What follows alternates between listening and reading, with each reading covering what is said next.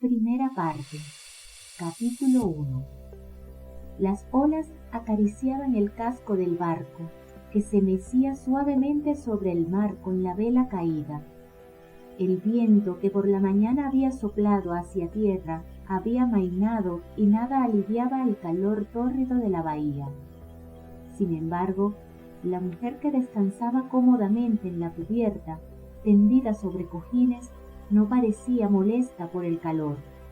Con la cabeza apoyada en el brazo, su pelo negro brillaba a la luz escarlata del sol. A bordo de la embarcación no se movía nadie. Los 3 músicos se habían quedado dormidos en la popa a la sombra de un camarote, y el silencio reinaba bajo la cubierta, donde los remeros también dormitaban dejando caer sus cabezas sobre los remos. El timonel era el único que permanecía en su puesto, protegiéndose la cabeza con un sombrero de paja de ala grande. La mujer se incorporó, abriendo sus grandes ojos negros, salpicados de pequeños puntos de color de oro. Ella ya no tenía sueño. Miró a su alrededor y su vista se fijó en el hombre que estaba echado a su lado. Los 2 llevaban unas túnicas cortas de color amaranto. Él seguía durmiendo tapándose los ojos con una mano y la otra extendida hacia donde estaba la mujer. Ella observó su brazo fuerte de piel lisa y su mano medio abierta con una sortija en el dedo corazón. Conocía bien ese brazo y esos dedos delgados pero fuertes, acostumbrados a mantener la espada y el mando que parecían la encarnación de la energía. Pero aquella misma mano tenía también una suavidad asombrosa que había sabido vencer sus escrúpulos, hacerle olvidar que había sido conquistada. La mujer dejó de contemplarla y dirigió la mirada hacia el mar, que se movía ligeramente. El sol poniente iluminaba la tierra, destacando todos sus colores: el verde oscuro de los árboles, el parduzco de las rocas, el negro de las piedras lavadas por las olas y el azul difuminado de las montañas. Por encima del pico más próximo al mar, cuyas laderas estaban cubiertas por una frondosa vegetación, se distinguía un leve penacho de humo. Al pie de la montaña quedaban las casitas blancas esparcidas entre los árboles y los torrentes, que bajando hacia la bahía parecían cadenitas de plata perdida entre los verdes prados. Volviendo la mirada hacia atrás, la mujer pudo apreciar el resplandor de los rayos del sol reflejados en el agua y una isla con una enorme estaca clavada en el mar y con aspecto de roca inaccesible. Un día habían dado la vuelta a esa isla que, vista desde el otro lado, evocaba a un camello arrodillado. Un verde desfiladero separaba las 2 cumbres con una silla colocada entre las 2 jorobas.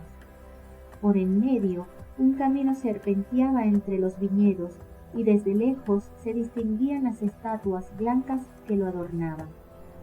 Pero apenas se acercaron al puerto, un barco salió a su encuentro. En la cubierta tenía una torre que sostenía un largo palo terminado con un gancho. Esta terrible construcción decidió la victoria en la batalla de Accio hacía medio siglo.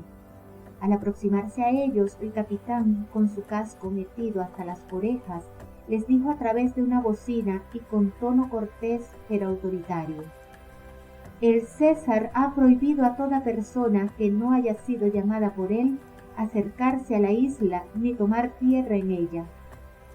Luego añadió con un tono menos severo: «Ordene al timonel que dé la vuelta, señor. Al César no le gustan las visitas imprevistas y tengo orden de hundir todo barco que, a pesar de la prohibición, intente acercarse a la isla». Se marcharon rápidamente. La gente chismorreaba mucho sobre las siniestras diversiones que, según ellos, organizaba en la isla el César con el joven Cayo Calígula. Se sospechaba que estos juegos tenían algo que ver con la misteriosa desaparición de muchachos y muchachas de los alrededores. Desde entonces nunca volvieron a navegar en las proximidades de la isla. La mujer se levantó despacio y dio unos pasos por encima de una alfombra, descalza y con las uñas de los pies pintadas de color rojo brillante. Fijando la vista sobre el trozo de tierra firme que tenía delante, pensó en lo distinto que era su país natal.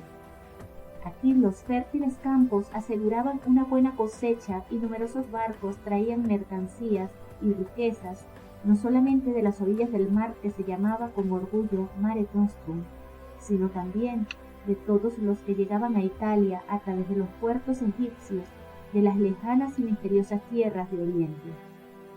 Las ciudades, situadas a lo largo de las rutas donde se cruzaban las grandes masas de riquezas, se habían convertido en lugares privilegiados de bienestar, de placeres y de diversiones.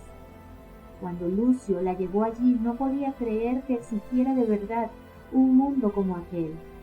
Los dos pasaron una temporada en Roma, pero la vida en la capital, llena de ruido, de disputas y de intrigas, la cansaban. Sin embargo, aquí se podía disfrutar a gusto, sin llegar a cansarse ni a aburrirse. La gente se bañaba en el mar o en los manantiales de agua caliente, comían platos rebuscados, bebían, frecuentaban termas, circos, estadios y se deleitaban con los espectáculos teatrales. Pero sobre todo buscaban el placer en juegos eróticos cada vez más sofisticados. Bajo la protección de la diosa Venus, patrona de la ciudad, florecía el excitante Ars Amandi, que alababa un poeta en el exilio. Lo que él imaginó y describió con su ligera pluma aquí se convertía en realidad. Viviendo este ambiente, no se podía ni pensar en los problemas económicos de los terratenientes, provocado por la creciente crisis de mano de obra, ni en el aumento inquietante de la plebe, ni en las luchas políticas. La gente aquí lo olvidaba todo y solo se preocupaba de buscar nuevos placeres y diversiones. Vivían como en el paraíso, ese paraíso del que tanto le habían hablado cuando era niña. Lucio también se despertó y le dijo: «¿Ya estás despierta, carísima? Tenemos que regresar, el sol está ya muy bajo. ¿Vas a ir esta noche a casa de los Popeo?»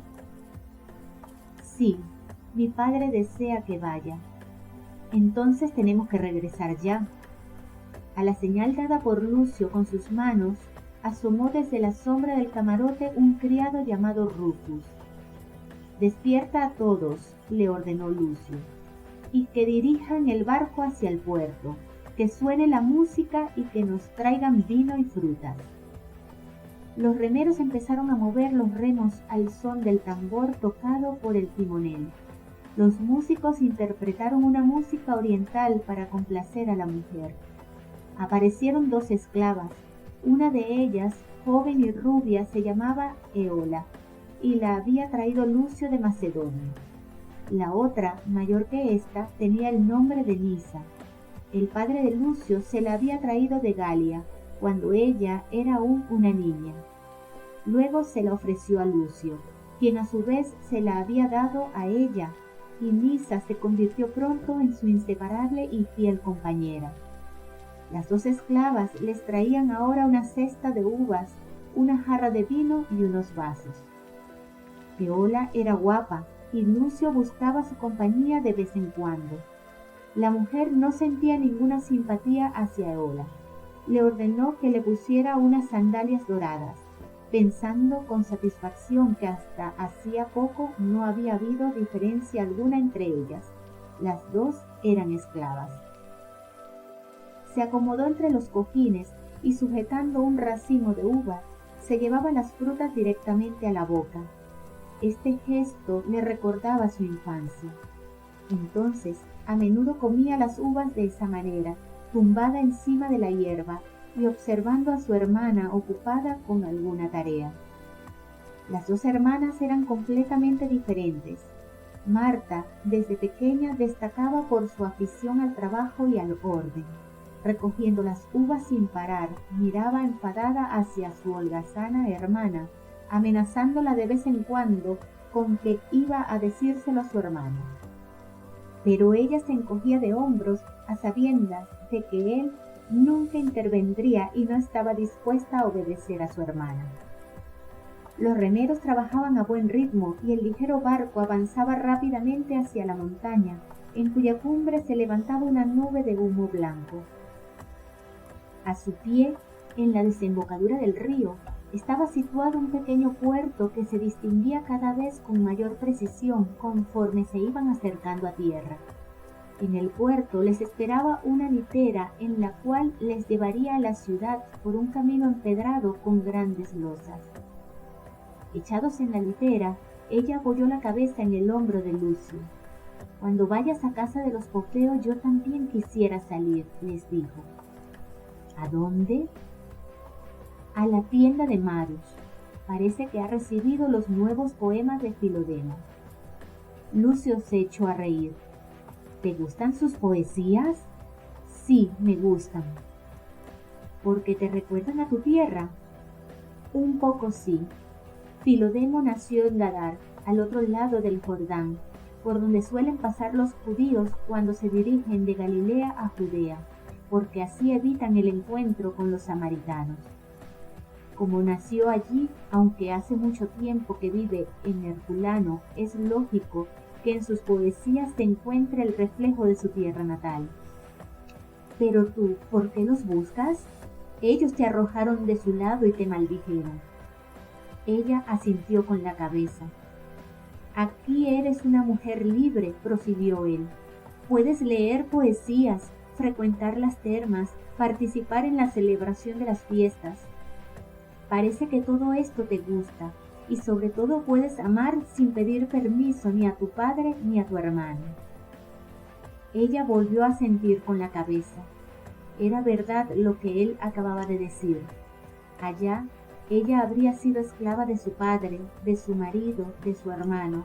Habría tenido que cuidar de sus hijos y trabajar desde el alba hasta la noche. Se habría quedado sin ver mundo ni desarrollar su mente. Paradójicamente, la esclavitud la había convertido en un ser más libre de lo que había sido antes en libertad.